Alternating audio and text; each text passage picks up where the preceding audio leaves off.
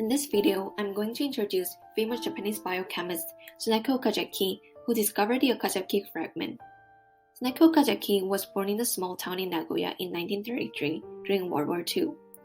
Her father was a doctor and she often visited his hospital research lab. One day, she observed bacteria being killed by the antibiotic penicillin under the microscope. Since then, she became interested in bioscience. Later in 1952, she started to study biology at Nagoya University.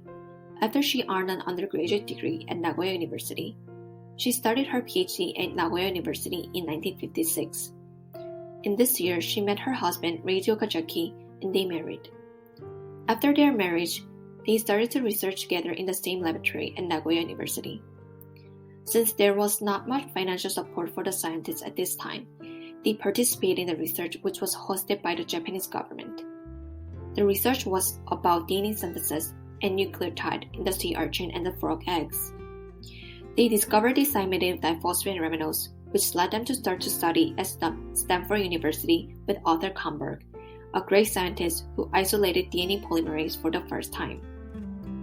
Few years later, in 1968, Tsuneko Okazaki and Reiji Okazaki announced their discovery of the Okazaki fragment in PNAS. Okazaki fragments are referred to the short DNA segment that are made during the DNA replication in the lagging strand. Since DNA polymerase put DNA in the 5' to 3' reaction only one DNA strand can be replicated continuously. In contrast, the other DNA strand is replicated discontinuously by producing the multiple DNA segments. Discovery of the Okazaki fragment contributed to clarifying a mechanism of this continuous DNA synthesis. After that, Reiji Okazaki moved to Hiroshima for his research. Soon after, he was diagnosed with leukemia, a type of cancer which is developed by the exposure of the atomic bomb. In 1975, he passed away. After his death, she hesitated to continue her research because female scientists were not welcome in the Japanese society. There was such an atmosphere that the women should focus on raising their children at home.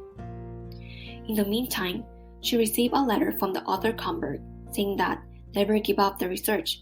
The world is waiting for the outcome of your research at Nagoya. This letter gave her courage to continue her research.